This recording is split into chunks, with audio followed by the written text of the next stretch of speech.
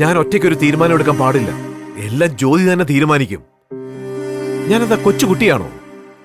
ഇത് ചോദിക്കുന്ന ഞാൻ തെറ്റുകാരൻ. വീട്ടിൽ ഞാനായിട്ട് ഒരിക്കലും തീരുമാനം എടുക്കാറില്ല അങ്കിൾ. എന്ത് കാര്യമാണെങ്കിലും ചേട്ടനോട് ചോദിച്ചിട്ടാ ചെയ്യാറ്. ചേട്ടൻ പറയുന്ന അനുസരിക്കുകയും ചെയ്യും. കർത്താവിന്റെ പരിശുദ്ധാത്മാവിന്റെ അഭിഷേകമുള്ളപ്പോൾ പരിശുദ്ധാത്മാവിന്റെ ഫലം കൊണ്ട് നിറയ്ക്കപ്പെട്ട ഒരു അനുഭവം ഉണ്ടാവും. കുടുംബത്തിലുള്ള ഒരാൾ എന്റെ തീരുമാനമാണ് ശരിയെന്ന് പറഞ്ഞാലും പരിശുദ്ധാത്മാവിന്റെ അഭിഷേകമുള്ളപ്പോൾ കർത്താവ് ക്ഷമ നൽകും, ശാന്തത നൽകും. കർത്താവിന്റെ സ്നേഹം കൊണ്ട് നിറയ്ക്കപ്പെട്ട ഒരു അനുഭവം ഉണ്ടാകും.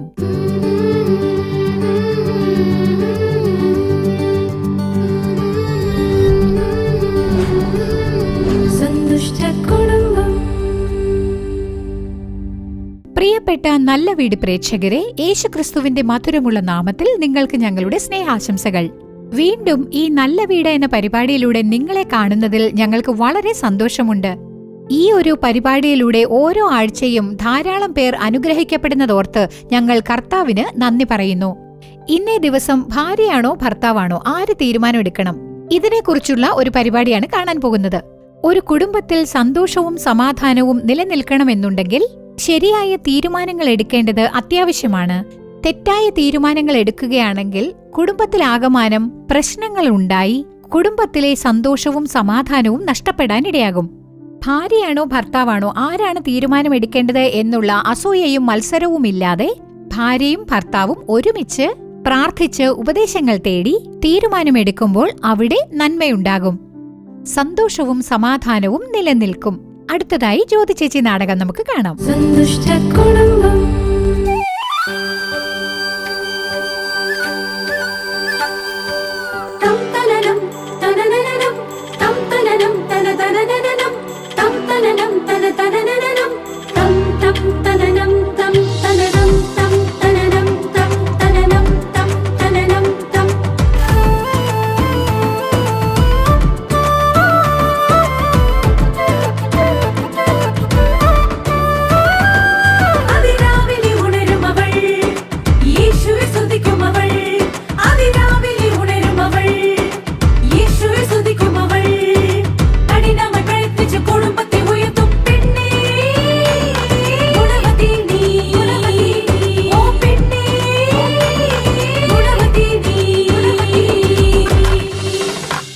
ചേച്ചി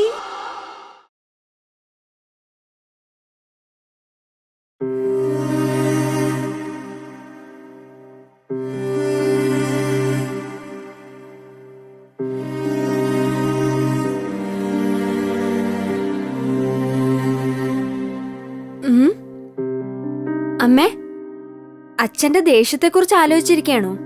എന്തോ വിഷമത്തിൽ സംസാരിച്ചായിരിക്കുമേ. 2 ദിവസത്തിൽ അത് ശരിയായിക്കോളൂ. ഞാൻ അതൊന്നുമല്ല ആലോചിക്കുന്നത്. അച്ഛനെക്കുറിച്ച് എനിക്കറിയാമല്ലോ. വേറെന്ത് കാര്യം അമ്മേ? അന്ന് വീട്ടിലേക്ക് വന്നവര് നല്ലവരാണെന്ന് എനിക്ക് തോന്നുന്നില്ല. മനസ്സിനങ്ങോട്ട് ബോധിക്കുന്നില്ല.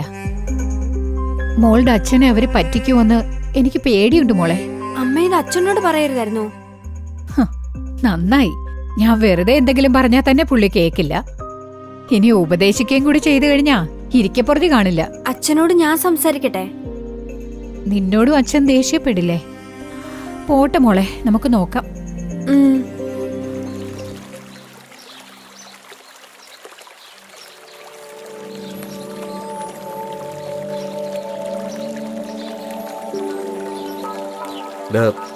രണ്ടു ദിവസമായിട്ട് എന്റെ മനസ്സിലൊരു ചിന്ത.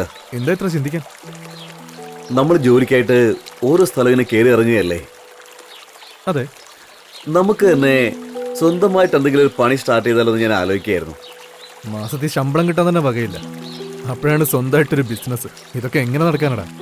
നടക്കൂടാ. ബാങ്കിൽ നിന്ന് ലോൺ എടുക്കാം. നീ ഇതെല്ലാം മനസ്സിലാക്കിയാണോ മനസ്സിലാക്കാതെയാണോ പറയുന്നത് എനിക്കറിയില്ല. നമ്മളേക്ക് വിശ്വസിച്ചൊരാൾ ജോലി പോലും തരില്ല, അപ്പൊ പിന്നെ ലോൺ എങ്ങനെ കിട്ടാനാ? നീയാണ് കാര്യങ്ങളെ മനസ്സിലാക്കാത്തത്. നമ്മുടെ ഡാനി ചേട്ടനല്ലേ? അതെ, ഡാനിയാണെന്ന് അറിയുന്ന ആൾക്കാർക്ക് അദ്ദേഹം ലോൺ കൊടുക്കുന്നുണ്ട്. ഒരു ഗ്യാരണ്ടി ഇല്ലാതെയോ? അതെടാ, ഒരു ഗ്യാരണ്ടിയുടെ ആവശ്യമില്ല.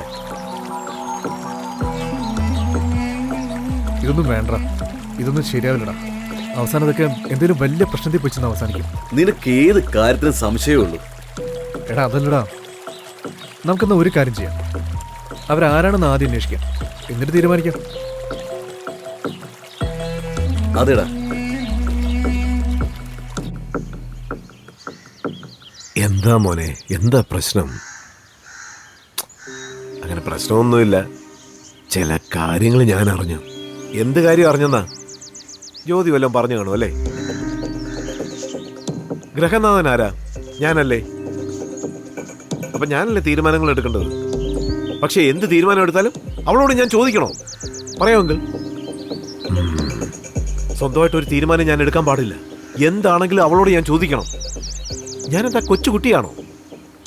അത് ചോദിച്ചാൽ ഞാൻ തെറ്റുകാരനാവും. വീട്ടിൽ ഞാനായിട്ട് ഒരു തീരുമാനം എടുക്കുന്നില്ല അങ്കിൾ.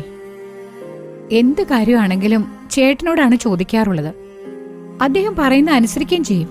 അങ്ങനെയല്ല ഡാനി, ജ്യോതിയും നല്ലതിനല്ലേ പറയുള്ളൂ. നല്ലതിനെ പറയുള്ളൂ. പക്ഷെ ഞാൻ എന്ത് ചെയ്താലും കുറ്റം പറഞ്ഞുകൊണ്ടിരുന്ന എന്റെ തീരുമാനങ്ങൾ അത്രയും തെറ്റാണോ? സ്വന്തമായിട്ടൊരു വീട് വാങ്ങണമെന്ന് പറയുന്നത് തെറ്റാണോ? സ്വന്തമായിട്ട് വീടൊക്കെ വാങ്ങിക്കാം, പക്ഷേ അത് വാങ്ങാനുള്ള പണം വേണ്ടേ? അത് കടം മേടിച്ചാൽ എങ്ങനെയാ അങ്കിൾ? അവരാരാ എന്താന്നൊന്നും അന്വേഷിക്കാതെ ലോൺ വാങ്ങിക്കാൻ പോയാ? അതെങ്ങനെ അങ്കിൾ? ഒന്നും അന്വേഷിക്കാതെ പണത്തിന് ഞാൻ ഏർപ്പാട് ചെയ്യൂ? അത്രയ്ക്ക് വിഡ്ഢിയാണോ ഞാൻ? തെറ്റും ശരിയൊക്കെ എനിക്ക് നന്നായിട്ട് അറിയാം. ജ്യോതി, ഞാൻ അവനോട് സംസാരിച്ചു നോക്കി. ഡാനിയുടെ മനസ്സിൽ വീട്ടിൽ തീരുമാനമെടുക്കാനുള്ള അധികാരം ഭർത്താവിന് മാത്രമാണെന്നാണ് അവൻ കരുതുന്നത്. ഞാൻ സംസാരിച്ചു നോക്കി. ഡാനി അതിന് വഴങ്ങുമെന്ന് തോന്നുന്നില്ല.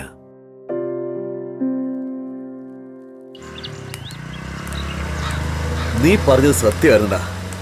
ഞാൻ അപ്പോഴേ പറഞ്ഞല്ലേ, നീയല്ലേ കേൾക്കാതിരുന്നേ? അങ്ങേന്റെ ഫ്രണ്ടാണെന്ന് നീ പറഞ്ഞല്ലേ, അപ്പോഴേ എനിക്ക് കാര്യം മനസ്സിലായി. നമുക്ക് ലോൺ തന്നിരുന്നെങ്കിൽ നഷ്ടപ്പെടുന്നത് അവനായിരുന്നേനെ. അതൊരു കണക്കിന് ശരിയാ. അല്ല ഡാനി ചേട്ടൻ? ഇതാ, നമുക്ക് ഡാൻ ചേട്ടനോട് പറയാം. പാവാ, അദ്ദേഹത്തെ പെടുത്താൻ പാടില്ല. വാ.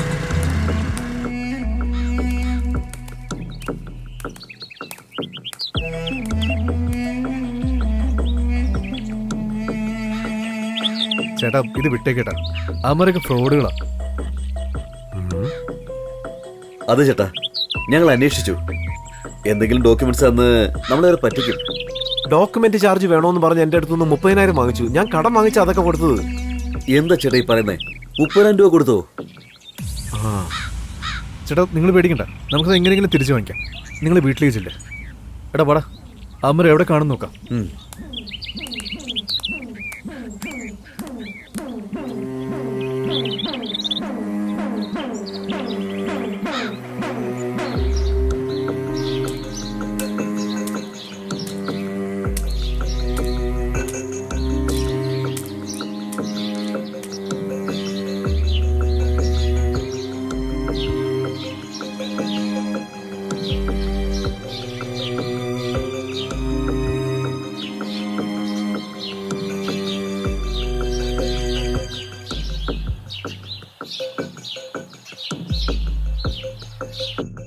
ഇപ്പൊ എന്ത് സംഭവിച്ചെന്ന് കരുതിയാ ഇങ്ങനെ ദുഃഖിച്ചിരിക്കുന്നേ?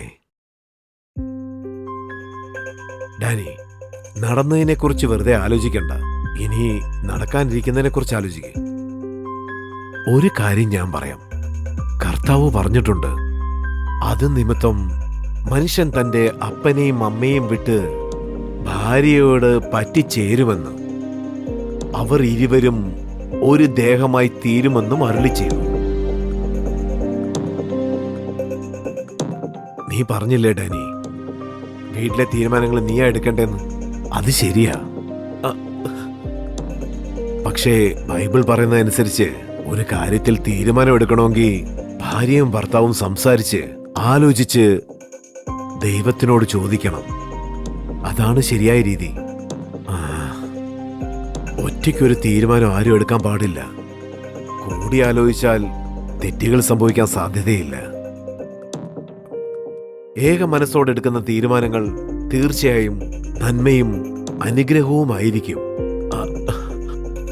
ഇപ്പോഴും ഞാൻ എന്തോ തെറ്റ് ചെയ്ത പോലെ അങ്കിള് സംസാരിക്കുന്നേ.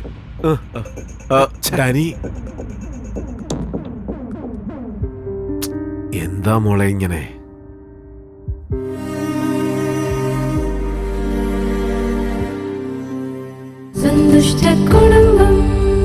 എന്താ നിങ്ങൾ ജ്യോതി ചേച്ചി നാടകം കണ്ടില്ലേ?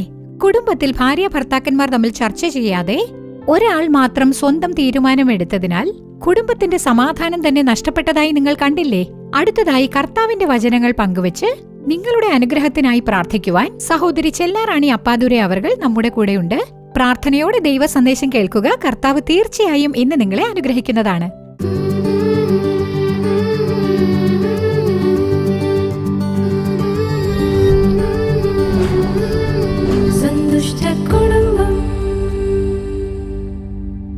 യേശുക്രിസ്തുവിന്റെ മധുരമുള്ള നാമത്തിൽ നിങ്ങൾക്കെല്ലാവർക്കും എന്റെ സ്നേഹാശംസകൾ അറിയിക്കുകയാണ്. നല്ല വീട് എന്ന ഈ പരിപാടിയിലൂടെ നിങ്ങളെ കാണുന്നതിൽ എനിക്ക് വളരെ സന്തോഷമുണ്ട്. പ്രിയപ്പെട്ടവരെ, ഒരു സഹോദരനെയും ഒരു സഹോദരിയെയും കർത്താവ് ഒരു വിവാഹത്തിലൂടെ യോജിപ്പിച്ച് അവരെ ഒരു കുടുംബമാക്കി തീർക്കുകയാണ്. കുടുംബമാക്കി അനുഗ്രഹിക്കുന്ന കർത്താവ് അവരുടെ ആ കുടുംബത്തെ അനുഗ്രഹിക്കുന്നത് മാത്രമല്ല, അനേകം കുടുംബങ്ങൾക്ക് അനുഗ്രഹമാക്കി തീർക്കാനാണ് കർത്താവ് ആഗ്രഹിക്കുന്നത്. എന്നാൽ ഇന്ന് നിങ്ങൾ നോക്കിയാൽ ചുരുക്കം ചില കുടുംബങ്ങളുടെ കാര്യത്തിൽ ഒരു ഐക്യതയില്ല, അതുപോലെ വിട്ടുവീഴ്ച മനോഭാവമില്ല. പലരും എന്നോട് വന്ന് പറയാറുണ്ട്, പ്രാർത്ഥിക്കാനും ഉപദേശങ്ങൾ ചോദിക്കാനുമായിട്ട് വരുന്ന ചിലർ പറയാറുണ്ട്, ചില സഹോദരിമാർ പറയും, എൻ്റെ ഭർത്താവ് ഈ കാര്യത്തിൽ ഇങ്ങനെ വേണം തീരുമാനമെടുക്കാൻ എന്ന് പറയുന്നു. കുടുംബത്തിന്റെ കാര്യമായിരിക്കാം, വീട് പണിയുടെ കാര്യമായിരിക്കാം, അല്ലെങ്കിൽ ഒരു വണ്ടി വാങ്ങുന്ന കാര്യമായിരിക്കാം, അല്ലെങ്കിൽ പുതിയതായിട്ട് ഒരു ബിസിനസ്സോ മറ്റോ തുടങ്ങുന്ന കാര്യമായിരിക്കാം, അഥവാ മക്കളുടെ കാര്യം ആയിരിക്കാം. ചില ഭർത്താക്കന്മാർ പറയാറുണ്ട്, എൻ്റെ ഭാര്യ അവള് പറയുന്നതാണ് ശരി, അവള് തീരുമാനമെടുക്കും എന്ന് പറയാറുണ്ട്. ചിലർ പറഞ്ഞു കേട്ടിട്ടില്ലേ, അവൾ ഒറ്റക്കാലിൽ നിൽക്കുകയാണ് എന്ന്. ഭയങ്കര വാശിയാണ്, അതെനിക്ക് അംഗീകരിച്ചു കൊടുക്കാൻ പറ്റുന്നില്ല എന്നും പറയാറുണ്ട്.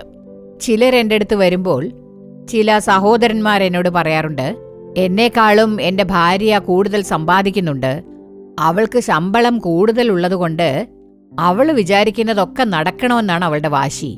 അതുകൊണ്ട് അവൾ എന്ത് പറയുന്നോ, അവൾ എന്ത് ചെയ്യുന്നോ അതാണ് തീരുമാനം. അങ്ങനെയാണ് കുടുംബം പോയിക്കൊണ്ടിരിക്കുന്നത്. അങ്ങനെ വേണം കുടുംബ കാര്യങ്ങളൊക്കെ നോക്കാൻ എന്ന് പറഞ്ഞ് അവൾ അതിൽ തന്നെ പിടിച്ചു നിൽക്കുകയാണ്. പിടിവാശിയാണ്. അവളുടെ ഇഷ്ടം പോലെ വേണം കാര്യങ്ങൾ നടക്കാൻ എന്ന് പറയാറുണ്ട്. പ്രിയമുള്ളവരെ, ഈ ഒരു കാര്യം കാരണം പല കുടുംബങ്ങളിലും പല പ്രശ്നങ്ങൾ ഉണ്ടാകുന്നു, വാഗ്വാദങ്ങൾ ഉണ്ടാകുന്നു, മനോവിഷമങ്ങൾ ഉണ്ടാകുന്നു, കുടുംബത്തിന്റെ ഐക്യത നശിച്ചു പോകുന്നു, കുടുംബത്തിൽ വെറുതെ വഴക്കും വക്കാണവുമൊക്കെ ഉണ്ടാകുന്ന സാഹചര്യം ഉണ്ടാകുന്നു. അതുമാത്രമല്ല, മക്കളുടെ മുന്നിൽ പേരൻസിന് സാക്ഷികളായിരിക്കാനും പറ്റുന്നില്ല.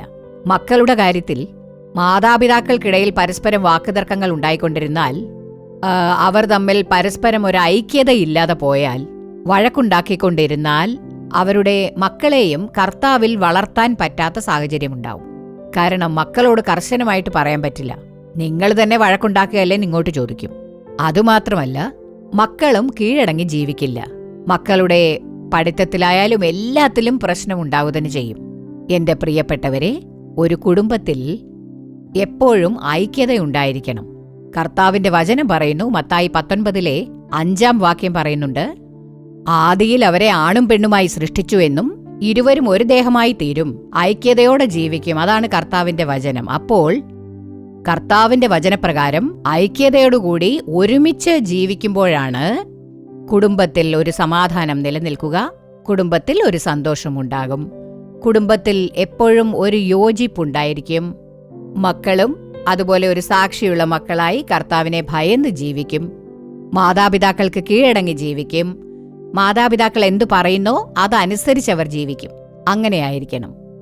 പ്രിയപ്പെട്ട ഒരു കുടുംബനാഥനായിരിക്കാം, അല്ലെങ്കിൽ വീട്ടമ്മയായിരിക്കാം. ഒരു കുടുംബമെന്ന് പറയുമ്പോൾ ചില അഭിപ്രായ വ്യത്യാസങ്ങളൊക്കെ ഉണ്ടായെന്നിരിക്കും. ചില സമയങ്ങളിൽ ഭർത്താവ് പറയുന്നത് അംഗീകരിക്കാൻ പറ്റാതിരിക്കാം, സ്വീകരിക്കാൻ പറ്റാതെ പോയേക്കാം. അല്ലെങ്കിൽ ഭാര്യ പറയുന്നതിനോട് യോജിച്ചു പോകാൻ പറ്റാത്ത ഒരു സ്ഥിതി ഉണ്ടായേക്കാം. പക്ഷെ ഒരു കാര്യം മനസ്സിലാക്കണം, കുടുംബമായിരിക്കുന്ന നമ്മൾ കുടുംബ പ്രാർത്ഥന തീർച്ചയായും ചെയ്യണം. കുടുംബമായിട്ട് എല്ലാവരും രാവിലെ പ്രാർത്ഥിക്കണം, രാത്രിയിലും അതുപോലെ പ്രാർത്ഥിക്കണം. എന്തോ ഒരു കടമയ്ക്ക് വേണ്ടി കുടുംബത്തെ അനുഗ്രഹിക്കണേ കർത്താവേ എന്ന് പ്രാർത്ഥിക്കുകയല്ല. അങ്ങനെയല്ല നിങ്ങൾ പ്രാർത്ഥിക്കേണ്ടത്. കർത്താവിന് മുൻപാകെ പൂർണ്ണമായും സമർപ്പിച്ച് മനസ്സുരുകി പ്രാർത്ഥിക്കണം. കുടുംബത്തിലുള്ളവരെല്ലാവരും ചേർന്ന് പ്രാർത്ഥിക്കണം. കുടുംബനാഥന്റെ കാര്യമായാലും അതുപോലെ വീട്ടമ്മയുടെ കാര്യമായാലും കുടുംബത്തിന്റെ കാര്യമായാലും അല്ലെങ്കിൽ നിങ്ങൾ നടത്തുന്ന ബിസിനസിന്റെ കാര്യമായാലും സാമ്പത്തിക ആവശ്യത്തിന്റെ കാര്യമായിരിക്കാം, മക്കളുടെ കാര്യമായിരിക്കാം, എന്ത് കാര്യമാണെങ്കിലും മനസ്സ് തുറന്ന് പ്രാർത്ഥിച്ച് ഒളിവ് മറവൊന്നുമില്ലാതെ കർത്താവിന് മുൻപാകെ പൂർണ്ണമായും എല്ലാം പറഞ്ഞ് പ്രാർത്ഥിച്ച് ഒരു കുടുംബ പ്രാർത്ഥനയായിട്ടാണ് നിങ്ങൾ നടത്തേണ്ടത്. പ്രധാനമായും കുടുംബ പ്രാർത്ഥനയിൽ വീട്ടമ്മയും പ്രാർത്ഥിക്കേണ്ടതാണ്. കുടുംബനാഥനായിരിക്കുന്ന ആ വീട്ടിലെ ഭർത്താവും കുടുംബ പ്രാർത്ഥനയിൽ പങ്കെടുക്കണം. അപ്പോൾ മാത്രമേ ആ മക്കളെ നിങ്ങളും പ്രാർത്ഥിക്കണം എന്ന് പറഞ്ഞ് അവരെ വഴി നയിക്കാൻ പറ്റൂ. മാതാപിതാക്കൾ മക്കൾക്ക് മാതൃകയായി ജീവിക്കുമ്പോഴേ മക്കളെ കർത്താവിൽ വഴി നയിക്കാൻ സാധിക്കൂ. അതിനാൽ കുടുംബം എന്ന് പറയുമ്പോൾ ചില പ്രശ്നങ്ങളൊക്കെ ഉണ്ടായെന്നിരിക്കും. എന്തു തന്നെയായാലും കർത്താവിന് മുൻപാകെ എപ്പോഴും നിങ്ങൾ കുടുംബത്തിലുള്ള എല്ലാവരും ചേർന്ന് പ്രാർത്ഥിക്കുന്ന ഒരു അനുഭവം ഉണ്ടായിരിക്കണം. കുടുംബ പ്രാർത്ഥനയിൽ പങ്കെടുക്കുന്ന നിങ്ങൾ വിട്ടുവീഴ്ച ചെയ്യണം. ആത്മാർത്ഥമായി പ്രാർത്ഥിക്കണമെന്ന് മാത്രമല്ല, ഈ കുടുംബത്തെ അങ്ങയുടെ സ്നേഹം കൊണ്ട് നിറയ്ക്കണമേ, ദൈവസ്നേഹം ഞങ്ങളുടെ ഉള്ളിൽ നിറയട്ടെ എന്ന് അപേക്ഷിക്കണം. കർത്താവെ, അങ്ങയുടെ സ്നേഹത്താൽ ഞങ്ങളെ നിറയ്ക്കണമേ എന്ന് പറഞ്ഞ് പ്രാർത്ഥിക്കുമ്പോൾ നമ്മുടെ ഉള്ളിൽ ഈഗോ ഉണ്ടാവില്ല, വിട്ടുവീഴ്ച ചെയ്യും, മത്സര ബുദ്ധി ഉണ്ടാവില്ല, കയ്പ് മനോഭാവം ഉണ്ടാവില്ല. ക്ഷമയോടെ ശാന്തതയോടെ എല്ലാ കാര്യങ്ങളിലും സഹിഷ്ണുത ഉണ്ടാകുന്ന ഒരു വഴി നയിക്കൽ കർത്താവ് നൽകും. കർത്താവിന്റെ സ്നേഹം കൊണ്ട് നിറയ്ക്കണമേ എന്ന് പ്രാർത്ഥിക്കുമ്പോൾ കർത്താവ് മനോഹരമായി നമ്മിൽ സ്നേഹം നിറയ്ക്കും എന്ന് മാത്രമല്ല, ആ സ്നേഹം മറ്റുള്ളവർക്ക് പകർന്നു കൊടുക്കാൻ പരിശുദ്ധാത്മാവ് നമ്മെ സഹായിക്കും. അതുപോലെ തന്നെ പരസ്പരം നിങ്ങൾ ബഹുമാനിക്കണം. ഒരു ഭാര്യ ഭർത്താവിനെ ബഹുമാനിക്കണം, മാത്രമല്ല ഭർത്താവും ഭാര്യയെ ബഹുമാനിക്കേണ്ടതാണ്. ഭാര്യയെ നിങ്ങൾ സ്നേഹിക്കണം. ഭാര്യയോടുള്ള സ്നേഹത്തിനും ബഹുമാനത്തിനും ഒരു കുറവും വരുത്തരുത്. വേദപുസ്തകത്തിലെ ന്യായാധിപന്മാർ 1-ാം അധ്യായം നിങ്ങൾ നോക്കുകയാണെങ്കിൽ കാലേബിന്റെ മകൾ അക്സയെക്കുറിച്ച് നമുക്ക് കാണാം. കാലേബിന്റെ മകളായ അക്സയെ ഒത്നിയേലിന് വിവാഹം കഴിച്ചു കൊടുക്കുന്നു. വിവാഹം കഴിഞ്ഞ് അവർ പുറപ്പെടുന്ന സമയത്ത് അക്സയുടെ മനസ്സിലൊരു ആഗ്രഹം തോന്നുന്നു. തന്റെ അപ്പനോട് ഒരു വയൽ ചോദിക്കണം എന്നുള്ള ഒരു ചിന്ത, ഒരാഗ്രഹം തോന്നുന്നു. ഉടനെ അക്സ എന്താണ് ചെയ്തത്? ഉടനെ കഴുതപ്പുറത്തു നിന്ന് ഇറങ്ങിയില്ല. അപ്പനാണ് ഇത്രയും കാലം വളർത്തിയത്, പക്ഷെ ഇപ്പൊ വിവാഹം കഴിഞ്ഞു. വിവാഹം കഴിഞ്ഞ് പുറപ്പെടുന്ന സമയത്ത് അപ്പനോട് ചോദിക്കാൻ പോകുന്നു. അപ്പൻ അവിടെ തന്നെ ഉണ്ട്. ആ സമയത്ത് അക്സ എന്താണ് ചെയ്തത്? മനോഹരമായി തന്റെ ഭർത്താവായ ഒത്നിയേലിനോട് അനുവാദം ചോദിച്ചു. അനുവാദം ചോദിച്ചിട്ടാണ് താഴെ ഇറങ്ങുന്നത്. എത്ര മനോഹരമായ വചനമാണല്ലേ! അനുവാദം ചോദിച്ചിട്ടാണ് ഇറങ്ങിയത്. ഇത്രയും കാലം അപ്പനാണ് വളർത്തിയത്. അപ്പനോട് ചോദിച്ചാലും ഇപ്പൊ ഭർത്താവുണ്ട്, ഭർത്താവിന് കീഴടങ്ങണം, ബഹുമാനിക്കണം. ആ ഒരു ചിന്തയോടെ ഭർത്താവിനോട് അനുവാദം ചോദിച്ചിട്ട് കഴുതപ്പുറത്ത് നിന്ന് ഇറങ്ങി എനിക്കൊരു വയൽ തരണേ എന്ന് ചോദിക്കുന്നു. അതുപോലെ നീരുറവകളും എനിക്ക് തരണമേ എന്ന് പറഞ്ഞു. കണ്ടില്ലേ? അപ്പോൾ കാലേബ് അവൾക്ക് മലയിലും താഴ്വരയിലും നീരുറവകൾ കൊടുത്ത് അവളെ അനുഗ്രഹിച്ചു എന്നാണ് ബൈബിളിൽ പറഞ്ഞിട്ടുള്ളത്. അതുകൊണ്ട് നമ്മളെപ്പോഴും ഭർത്താവിന് കൊടുക്കേണ്ട ബഹുമാനം എപ്പോഴും കൊടുക്കണം. എന്തു തന്നെ ചെയ്താലും ഭാര്യമാർ ഒളിച്ചു വെച്ച് ഭർത്താവ് അറിയാതെ ഒരു കാര്യവും ചെയ്യരുത്, ചെയ്യാൻ ഒരുങ്ങുകയും അരുത്. അതേപോലെ ഭർത്താവിന്റെ കാര്യത്തിലും സ്വന്തം ഭാര്യ അറിയാതെ യാതൊന്നും ചെയ്യരുത്, ചെയ്യാൻ ഒരുങ്ങരുത്. ഒളിവ് മറവ് പാടില്ല. നിങ്ങൾ രണ്ടുപേർക്കിടയിൽ ഒളിവ് മറവ് ഉണ്ടായിരിക്കരുത്. പരസ്പരം യോജിപ്പുണ്ടായിരിക്കണം.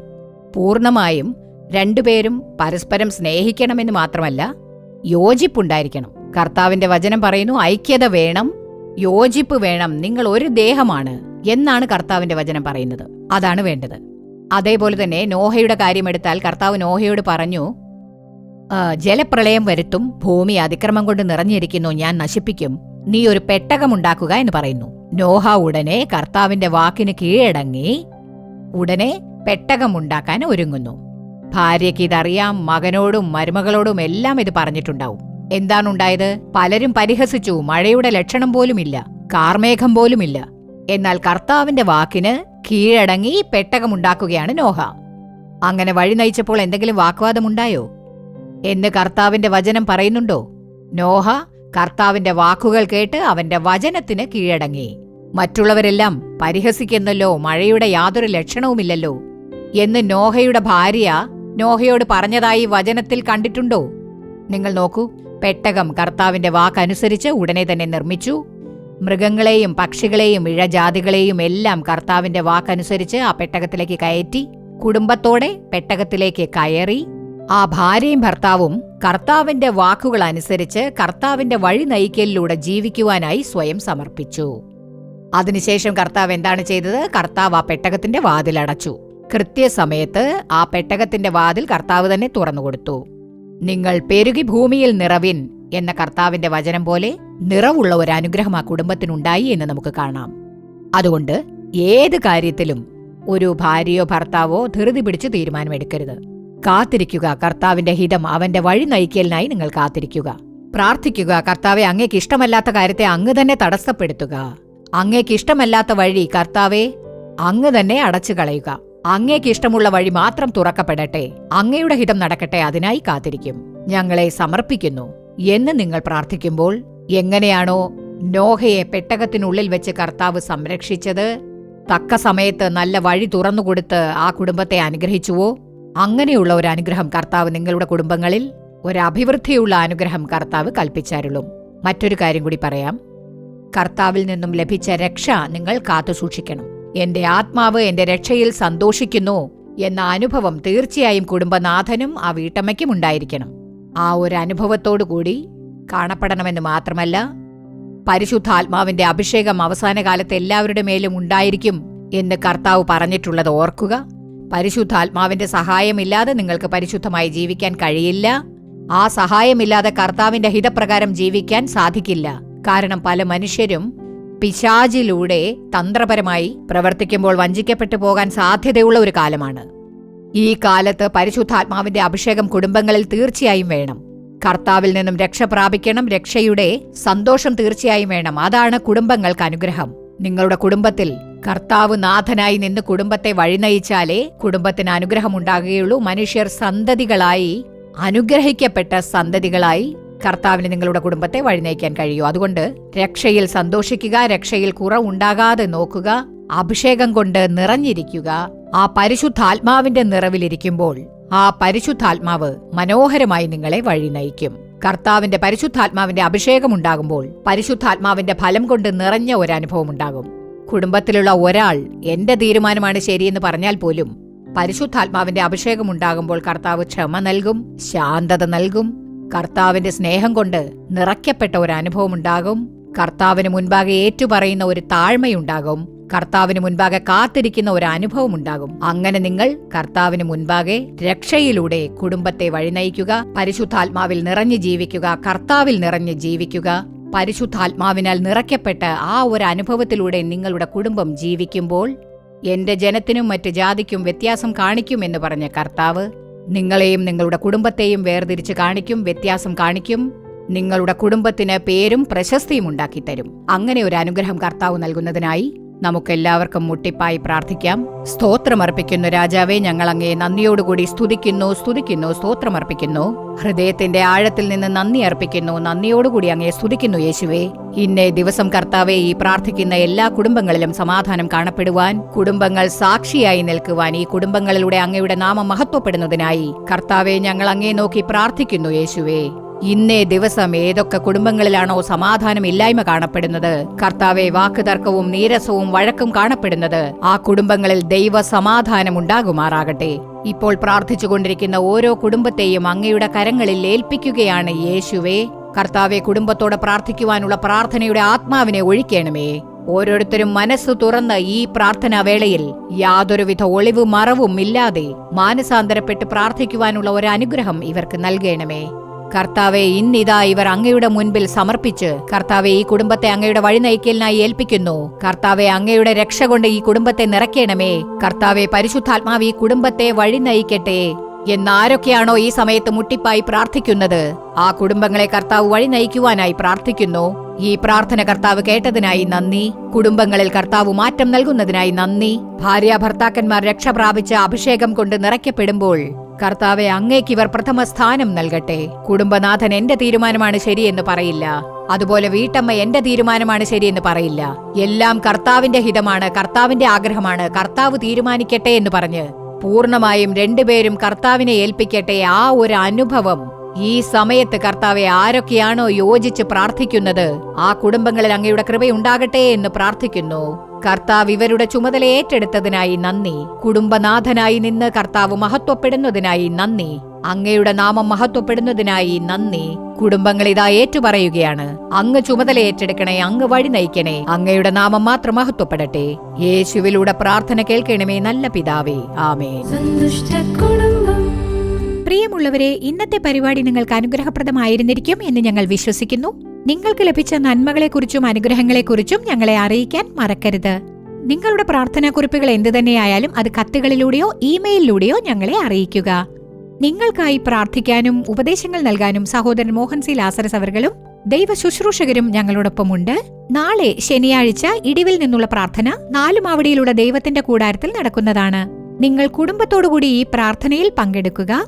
രാജ്യത്തിന്റെ ഉണർവിനു വേണ്ടിയും അനുഗ്രഹത്തിനു വേണ്ടിയും നമ്മൾ പ്രാർത്ഥിക്കും. കർത്താവ് തീർച്ചയായും നിങ്ങളെ അനുഗ്രഹിക്കും. അതുപോലെ തന്നെ നമ്മുടെ പ്രാർത്ഥന കേട്ട് ദൈവം നമ്മുടെ രാജ്യത്തെയും അനുഗ്രഹിക്കും. അതോടൊപ്പം തന്നെ നാളെയും അതുപോലെ മറ്റന്നാളും വരുവിൻ പ്രാർത്ഥിക്കാം എന്ന പരിപാടി കുടുംബത്തോടെ മറക്കാതെ കാണുക. വീണ്ടും അടുത്ത ആഴ്ച ഇതേ സമയം ഇതേ പരിപാടിയിലൂടെ കാണാം. അതുവരെ ദൈവകൃപ നിങ്ങളോടൊത്തുണ്ടാകുമാറാകട്ടെ. For further details and prayer support, contact Jesus Redeems Ministries, Nalumavudi, Thuthukudi District, 628-211. Our phone number 04639 353535. info@jesusredeems.org. Our website www.jesusredeems.com. God bless you.